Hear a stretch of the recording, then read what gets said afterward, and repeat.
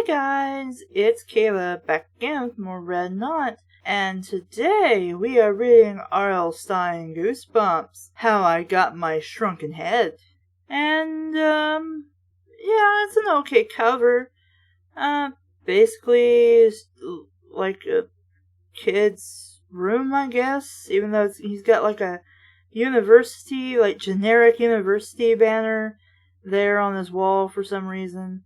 And what is supposed to be a shrunken head, but it's just like this green mummified thing with a top knot looking thing on its head with its hair going on.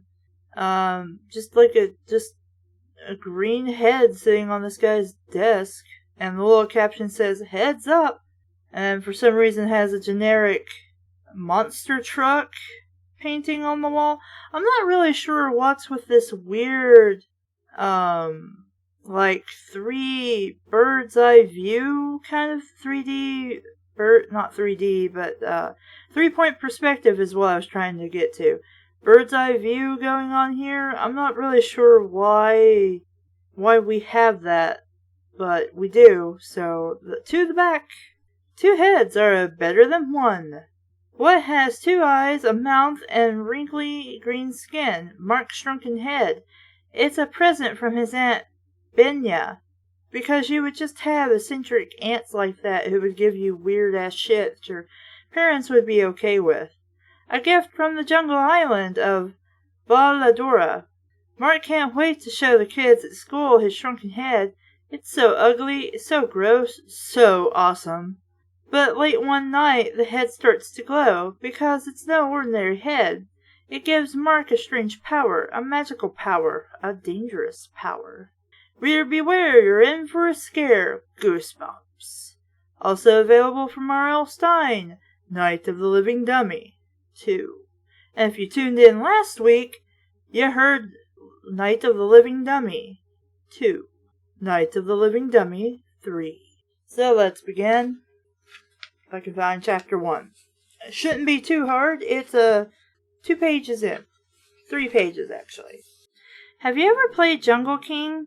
It's a computer game, and it's really cool, unless you sink into a quicksand pit, or get squeezed to death by the living vines, which are capitalized for some reason.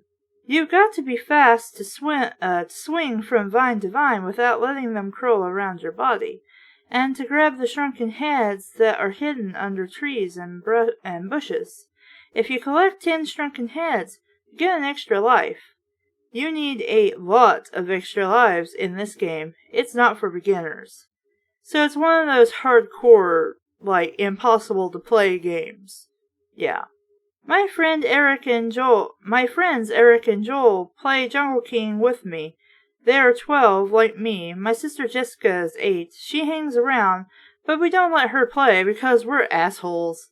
That's because she always dives into the quicksand pits.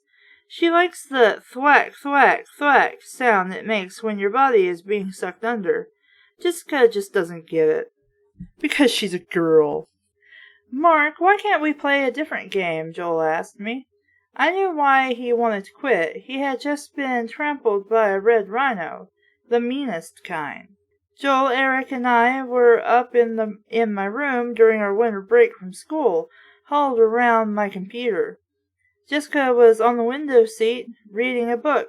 Sunlight poured over her, making her red hair sparkle. "Kalia!" I shouted as I picked up my eighth shrunken head. "Kalia" is my jungle cry. It's a word that popped into my head one day. I guess I made it up. My face was 2 inches from the monitor screen, which will ruin your eyes, apparently. I don't know if that was ever proven true, but something I was always told. I ducked as spears came flying at me from behind behind a leafy fern. "Kalia!" I let out my battle cry as I picked up another shrunken head. "Come on, Mark," Eric pleaded. "Don't you have any other games?" "Yeah, don't you have any sports games?" Joel demanded. "How about March Madness basketball?" "That's a cool game. How about mutant football?" Eric asked. I like this game, I replied, keeping my eyes on the screen. Why do I like Jungle King so much?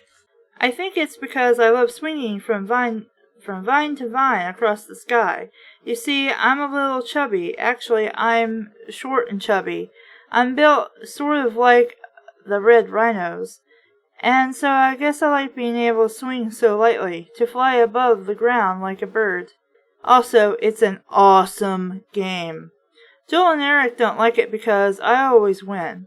In our first game this afternoon, an alligator chewed Joel in half. I think that put him in a bad mood. Do you know what game my dad bought me? Joel asked. Battle Solitaire. What? So, how do you battle with solitaire? I have to read further, 'cause I'm perplexed by this. I leaned closer to the screen. I had to get past the biggest quicksand pit. One slip and I'd be sucked into the sandy slime. What kind of game is that? Eric asked Joel. It's a card game. Well, no shit, solitaire. Joel told him. You know, solitaire, only the cards fight each other. How and why? I want this to be a thing that exists. How would you make solitaire into a game where the cards fight each other? How would this be a thing? And why would kids enjoy something like this? I mean, I like solitaire on the random occasion I have nothing to do and I maybe want to kill some time, and I've wasted a lot of time in Spider Solitaire. But what is Battle Solitaire? How does that work? Cool, Eric replied, because kids at this age would think solitaire is cool. Hey guys, I'm in a tough spot here, I said. Give me a break, okay? I've got to concentrate. I'm right over the quicksand pit. But we don't want to play anymore, Eric complained. I grabbed a vine, swung hard, then reached for the next one, and someone bumped my shoulder. Ow! I saw a flash of red hair and knew it was Jessica. She bumped me again and giggled. I watched myself tumbling down on the screen, sucked into the bottomless slime pit. I thought it was quicksand. Thwick, thwick, thwick. I died. Thanks, sis, you dick. I spun around angrily. Jessica! My turn, she grinned at me, her wide, toothy grin. Now we have to start all over again, I announced. No way, Eric protested. I'm going home. Me too, Joel said, pulling his baseball cap lower on his forehead. One more game, I pleaded. Come on, Mark, let's go outside, Joel said, pointing to the bright sunshine pouring through the bedroom window. Yeah, it's a great day out. Let's throw a frisbee or something, Eric suggested, or get our skateboards. One more game, then we'll go outside, I insisted. I watched them head out the door, because I'm being kind of a dick. I really didn't want to leave the jungle. I don't know why I like jungles so much, but I've been really into jungles since I was a teeny kid. I like to watch all the old jungle movies on TV. And when we were little, I used to pretend I was Tarzan, king of the jungle. Jessica always wanted to play too, so I let her be Cheetah, my talking chimpanzee. She was very good at it. But after she was 6 or 7, Jessica refused to be a chimp anymore. She became a full-time pest instead. Because every little younger sibling has to be an absolute dick in this. I don't understand. Not all kids are like this. I'll play Jungle King with you, Mark, she offered after my 2 friends left. No way, I replied, shaking my head. You just want to take a dive into the quicksand pit. No, I'll play it right, she promised. I'll try to win this time, really. I was about to let her play when the doorbell rang downstairs. Is Mom home? I asked, listening for her footsteps. I think she's in the backyard, Jessica replied. So, wait, You thought your mom was away, but your sister's telling you, who's been with you, I assume, all day, that your mom's just in the backyard. So, how are you not aware if your mom is home or not? I assume she would have been like, hey, I'm leaving, and then when she came home, she would have been like, hey, I'm home. I don't understand this. I think she's in the backyard, Jessica replied, so I hurried downstairs to answer the front door. Maybe Eric and Joel changed their minds, I thought. Maybe they've come back for another round of Jungle King. I doubt that. They were already done with it when you were still playing it. My brother's friend's son, he was really into Pokemon, and I remember we were watching Daredevil or something, and he had a friend over, and they were in his room watching Pokemon. But the thing is, her son was obsessed with Pokemon, and all they had done all day was watch Pokemon. And that's all he wanted to do was Pokemon this and Pokemon that. And his friend was like, I am Pokemoned out. I want to do something else. So bad. And I'm like, yeah, I can understand that. Because when I'm in the mood for something, or I'm really into something, that doesn't mean everybody else around me is. So you kind of have to learn to respect that. Even if that's something you want to do, that doesn't mean it's something they want to do. And you're kind of being a rude host if your friends are over at your house and all you want to do is one thing. Why did you invite them over then? I pulled open the front door and stared at the grossest thing I've ever saw in my life. I stared at a human head, wrinkled and leathery. Whatever. About the size of a tennis ball. The pale, dry lips were pulled back in a sneer. The neck was stitched closed with heavy black strings. The eyes, solid black eyes, stared up at me. A shrunken head, a real shrunken head. I was so shocked, so totally amazed, to find it at my front door, that it took me a long time to see the woman who was holding it. She was a tall woman, about my mom's age, maybe a little older, because you don't know how old your aunt is, and we can't actually give ages out. That would be unheard of. She had short black hair with streaks of gray in it. She wore a long raincoat buttoned to the top, even though it was a warm, sunny day. She smiled at me. I couldn't see her eyes. They were hidden behind the large black-framed sunglasses. She held the shrunken head by the hair, thick black hair. Her other hand held a small canvas suitcase. Are you Mark? She asked. She had a soft, smooth voice, like someone in a TV commercial. Yeah, I replied, staring at the shrunken head. They never looked so ugly in photos I'd seen, so wrinkled and dry. I hope I didn't startle you with this thing, the woman said, smiling. I was so eager to give it to you, I took it out of my bag. Give it to me? I asked, not taking my eyes off of it. The head stared back at me with those glassy black eyes. They looked more like teddy bear eyes than human eyes. Your Aunt Benna sent it to you, the woman said, as a present. Oh, so this actually isn't your aunt. Okay. She held out the head to me, but I didn't take it. I had spent all day collecting shrunken heads in the game, but I wasn't sure I wanted to touch this one. Mark, who is here? My mom stepped up behind me. Oh, hello. Hello, the woman replied pleasantly. Did Benna write and tell you I was coming? I'm Carlowin? Carlowin? Yeah, I guess. Hollings, I worked with her on the island. Oh, my goodness, Mom exclaimed. Benna's letter must have gotten lost. Come in. She pulled me back so that Carolyn could enter the house. Look what she brought for me, Mom, I said. I pointed to the small green head dangling by the hair from Caroline's hands. Yuck, Mom cried, raising a hand to her cheek. That isn't real, is it? Of course it's real, I cried. Aunt Benna wouldn't send a fake, would she? Caroline stepped into the living room and set down her small suitcase. I took a deep breath, worked up my courage, and reached for the shrunken head. But before I could take it, Jessica swooped in and grabbed it out of Caroline's hand. Why would she do this? Hey, I shouted, reaching for her. She darted away, giggling, her red hair flying behind her, holding the head in both hands. But then she stopped. Her smile faded, and she stared down at the head in horror. It bit me, she cried. It bit me. I gasped. Mom squeezed my shoulder. Jessica started to giggle. One of her dumb jokes. Okay, I like this kid because she sees the shrunken head and she's like, whatever. She tossed the head from hand to hand and grinned at me. You're dumb, Mark. You'll believe anything. Just give me back my head.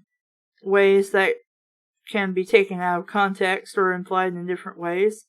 I didn't realize this kid was the Headless Horseman. Okay, there, I got it out of the way. Don't lose your head. Shut up, I know. Kill your friends. I cried angrily. I dove across the living room and grabbed for it. She started to pull it away, but I held on tightly. Wait, so you grabbed her to... It didn't say you actually got to her. You said you dived across the living room to get the shrunken head, and she tried to pull away, but suddenly you're attached to her now. When did you actually make it over there to grab her instead of the shrunken head? Hey, you scratched it, I shrieked. She did. I held the head up close to my face to examine it. Jessica had scratched a long white line on the right earlobe. Jessica, please, Mom begged, crossing her arms and lowering her voice. That's what Mom does when she's about to get steamed. Shape up, we have a guest. Jessica crossed her arms and pointed back at Mom. And pouted back at Mom. Mom turned to Carolyn. Carolyn. Yeah, Carolyn. Took me how many times to read this name to realize that's supposed to be Carolyn? How is my sister Benna doing? Carolyn pulled off her glasses and tucked them into a raincoat pocket. She had silvery gray eyes. She looked older without the dark glasses on. I could see hundreds of tiny wrinkles at the corners of her eyes. Benna is fine, she replied, working hard, too hard. Sometimes she disappears into the jungle for days. Carolyn sighed and started to unbutton her raincoat. I'm sure you know Benna's work is her life, she continued. She spends every minute exploring the jungles of Balladora. She wanted to come visit, but there should be a comma there. But she couldn't leave the island, so she sent me instead.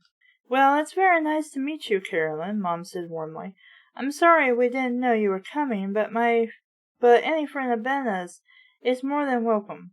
She took Carolyn's raincoat. Carolyn wore khaki pants and a short-sleeved khaki shirt. It looked like a real jungle exploring suit. Come sit down, Mom told her. What can I offer you? A cup of coffee would be nice, Carolyn replied. She started to follow Mom to the kitchen, but she stopped and smiled at me. Do you like your present? I gazed down at the wrinkly leathered head in my hands. It's beautiful, I declared. Because I would think a shrunken head is beautiful. I guess if I'm into that. That night before going to bed, I placed the head on my dresser.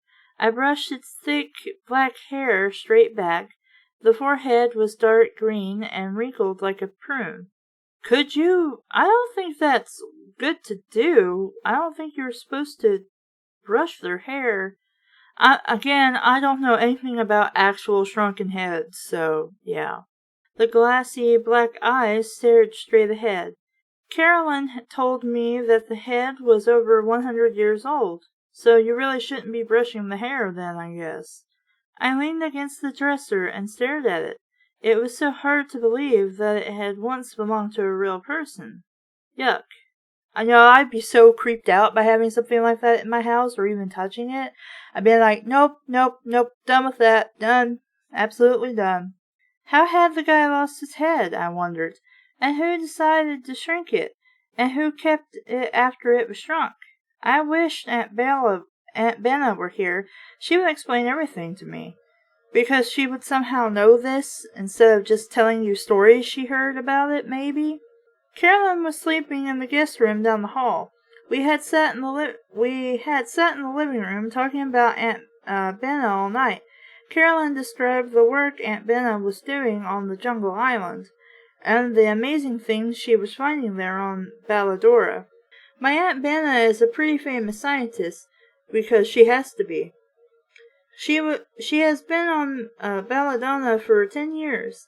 She studies the animals in the jungle and the plant life, too. I loved listening to Carolyn's stories. It was as if my Jungle King computer game had come to life.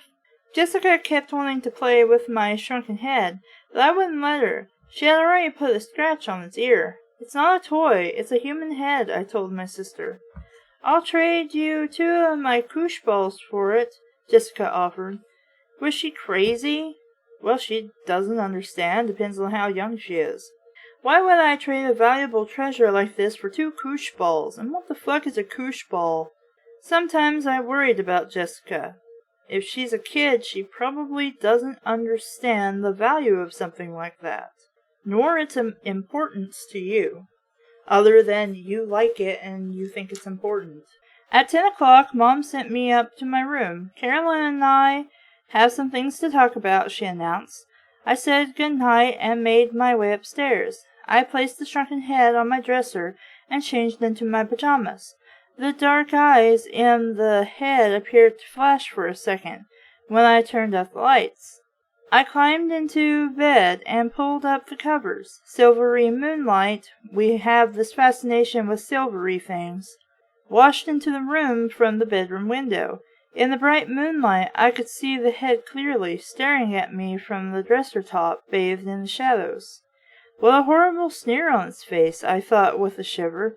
Why is it locked in such a frightening expression? Shouldn't this have been something you thought about when you first got it and said it was beautiful? Again, we're randomly changing our opinion of things that doesn't match with our previous opinion of things. I answered my own question. You wouldn't smile either, Mark, if someone shrunk your head. Well, really, I would be more concerned about it being chopped off, I think, but anyway. I fell asleep staring at the ugly little head, which I said was beautiful earlier. I slept heavily, without any dreams. I don't know how long I slept, but sometime in the middle of the night, I was awakened by a terrifying whisper. Hark! Mark! So, at least we quickly got to the point. We introduced the characters we needed to, gave them personalities, and the fact that we got the shrunken head in chapter 3 was the focal point. And now we can get on with the rest of the fucking story, unlike with Night of the Living Dummy 2, which was stupid. So I could keep reading it if I really wanted to. It's fine. Your kid will probably enjoy it if they ever find a collection of Goosebumps. So, I'm Caleb, and this has been Read Not. Thank you for listening. Bye!